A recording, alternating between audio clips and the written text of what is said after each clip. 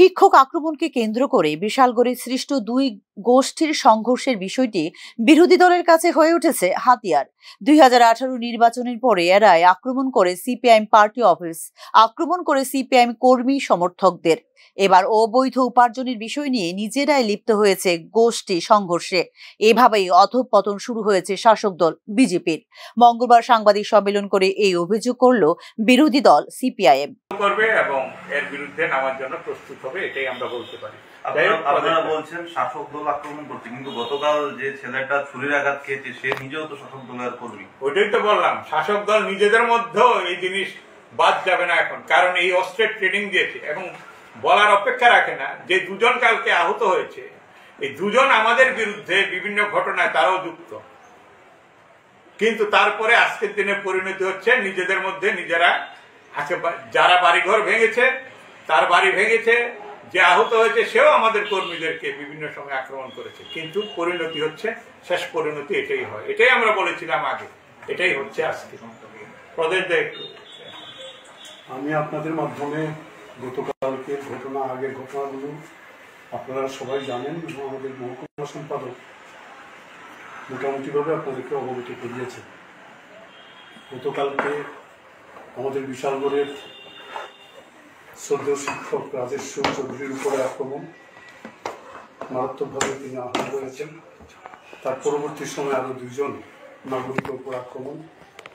আমরা তার তীব্র নিন্দা জানাই এবং তাদের দ্রুত সুস্থতা কামনা করি। তাদের উপরে যারা আক্রমণ সংঘটিত করলো এবং একটি বাড়িতে যে আক্রমণ সংঘটিত করলো, তাতে যারা দোষী, পুলিশ কর্তৃপক্ষের কাছে আমাদের অনুরোধ থাকে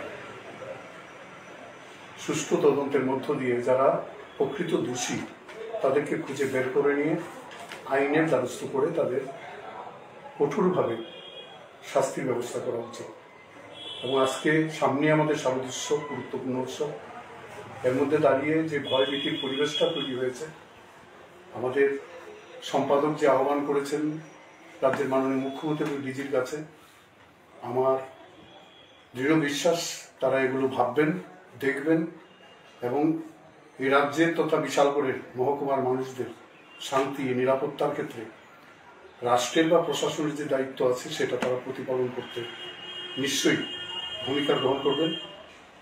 এই ভূমিকা যদি গ্রহণ করেন তাহলে আমরা সবাই সাধুবাদ জানাবো, আর যদি ভূমিকা না গ্রহণ করেন তাহলে এগুলো আরও বাড়বে এবং এরপর মানুষ কোথায় যাবে, কি করবে সেটা মানুষই সম্ভবত ঠিক করবে। ওই পরিস্থিতিতে যাতে না পড়তে হয় তার জন্যে আমরা আবেদন করব দেরি না করে এদের বিরুদ্ধে, সমাজ বিরোধীদের বিরুদ্ধে দলমত নির্বিশেষে আমাদের সেখানে দেখা উচিত এবং ভূমিকা গ্রহণ করা উচিত। এইটুকু আমার বক্তব্য। সম্পূর্ণ ঘটনার পূর্ণ তদন্ত করে দোষীদের শাস্তির দাবি জানিয়েছে সিপিআইএম। শুধু তাই নয়, শারদীয়া দুর্গোৎসবকে সামনে রেখে শান্তি এবং সম্প্রীতি রক্ষায় উদ্যোগ নেবার জন্য রাজ্যের মুখ্যমন্ত্রীর দৃষ্টিও আকর্ষণ করেছে সিপিআইএম। তার পরবর্তী সময় আরও দুইজন নাগরিকের উপর আক্রমণ, আমরা তার তীব্র নিন্দা জানাই এবং তাদের দ্রুত সুস্থতা কামনা করি। তাদের উপরে যারা আক্রমণ সংঘটিত করলো এবং একটি বাড়িতে যে আক্রমণ সংঘটিত করলো, তাতে যারা দোষী, পুলিশ কর্তৃপক্ষের কাছে আমাদের অনুরোধ থাকে সুষ্ঠু তদন্তের মধ্য দিয়ে যারা প্রকৃত দোষী তাদেরকে খুঁজে বের করে নিয়ে আইনের দ্বারস্থ করে তাদের কঠোরভাবে শাস্তির ব্যবস্থা করা উচিত। এবং আজকে সামনে আমাদের সামঞ্জস্য গুরুত্বপূর্ণ উৎসব, এর মধ্যে দাঁড়িয়ে যে ভয়ভীতির পরিবেশটা তৈরি হয়েছে, আমাদের সম্পাদক যে আহ্বান করেছেন রাজ্যের মাননীয় মুখ্যমন্ত্রী এবং ডিজির কাছে, আমার দৃঢ় বিশ্বাস তারা এগুলো ভাববেন, দেখবেন এবং এই রাজ্যের তথা বিশালগড়ের মহকুমার মানুষদের শান্তি নিরাপত্তার ক্ষেত্রে রাষ্ট্রের বা প্রশাসনের যে দায়িত্ব আছে সেটা তারা প্রতিপালন করতে নিশ্চয়ই ভূমিকা গ্রহণ করবেন।